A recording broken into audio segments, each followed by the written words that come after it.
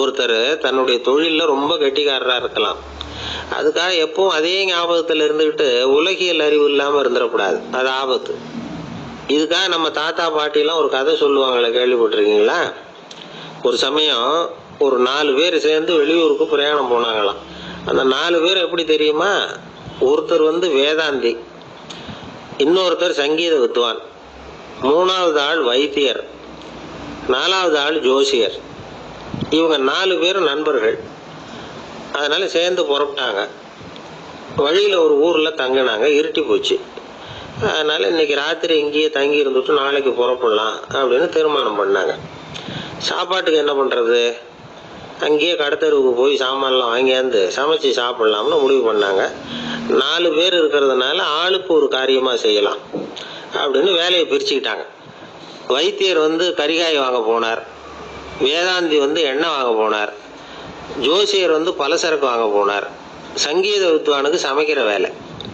எல்லாம் சரி. ஆனால் நடந்தது என்ன தெரியுமா? கடைத்தெருவுக்கு காய்கறி வாங்க போனார்ல வைத்தியர், அங்கே போய் மார்க்கெட்டில் பார்த்தார். ஒவ்வொரு கரிகாயாக எடுத்து பார்த்தார். இது பித்தம், உடம்புக்கு ஒத்துக்காது, இது வாயு, உடம்பு ஒத்துக்காது அப்படின்னு ஒவ்வொன்றா தள்ளினார். கடைசியில் ஒன்றுமே தேரல. வெறுங்கையோட திரும்பி வந்துகிட்டு இருக்கிறார்.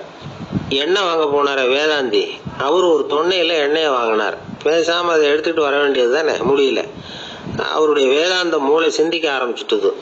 இந்த தொன்னைக்கு எண்ணெய் ஆதாரமா அல்லது எண்ணெய்க்கு தொன்னை ஆதாரமா அப்படிங்கிற ஆராய்ச்சியில் இறங்கினார்.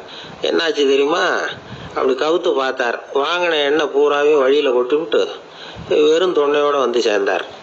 பலசரக்கு வாங்க போனார் ஜோசியர். அவர் ஒரு வழியில் பார்த்தாரு. வழியில் வந்தவங்களெல்லாம் அங்கங்கே ஒரு மரத்தடியில் உட்கார வச்சு அவங்களுக்கெல்லாம் ஆர்வம் சொல்ல ஆரம்பிச்சிட்டார். அப்படி ஒவ்வொருத்தராக சொல்லி முடிச்சுட்டு கடத்தருக்கு போய் சேர்ந்தார். இவர் அங்கே போய் சேர்றதுக்குள்ளே ரொம்ப நேரம் ஆகிட்டுது. கடையெல்லாம் பூட்டிவிட்டு போயிட்டாங்க. என்ன செய்யறது? அவரும் வெறுங்கையோட திரும்பி சேர்ந்தார். சரி, இவங்க கதை தான் இப்படி ஆச்சு. அங்கே சமைக்கிறதுக்காக உட்காந்துருந்தார் சங்கீத வித்வான். அவர் கதை என்னாச்சு தெரியுமா?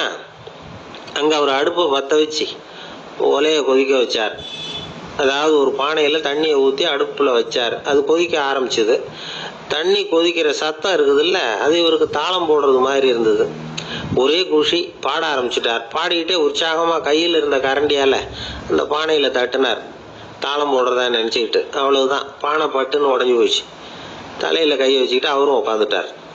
எந்த தொழில் தெரிஞ்சாலும் சரி, அதை புத்திசாலித்தனமாக பயன்படுத்த தெரியலன்னா ஆபத்து தான். அதுக்காக தான் இந்த கதை.